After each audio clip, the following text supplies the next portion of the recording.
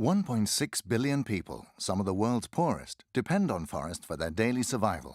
The forest is their larder, their pharmacy, building materials, fuel depot, and food for their animals.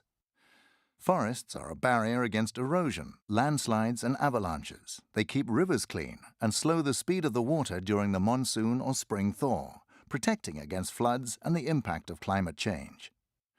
And forests are carbon sinks, absorbing as much as a fifth of all carbon emissions caused by fossil fuels. But the world is losing forest areas the size of Greece every year. Illegal logging is part of the problem. The loggers buy off local chiefs or politicians and start clearing the forest. Other threats include legal but unsustainable logging, plantations for palm oil or soybeans or farming. The people that used to live in the forests rarely get to share the profits. Sometimes authorities try to solve the problem by fencing off the forest, forbidding people to use it. But that leaves the poorest with nothing. They lose their homes, food, fodder, and fuel. But we can prevent deforestation and bring back the forests. The key is the local communities.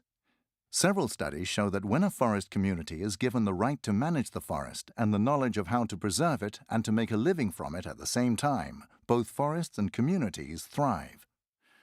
This can only work if authorities, local, national, and international, recognize the rights of the communities and pass laws that ensure that everybody should have their say and their share.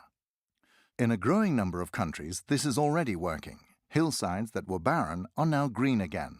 Local people have learned how to manage the forest, and at the same time, old patterns are changing. In communities where women, ethnic minorities, and the most marginalized people did not have a say, they are now aware of their rights and they voice their opinion. By giving rights to the poorest, we benefit all.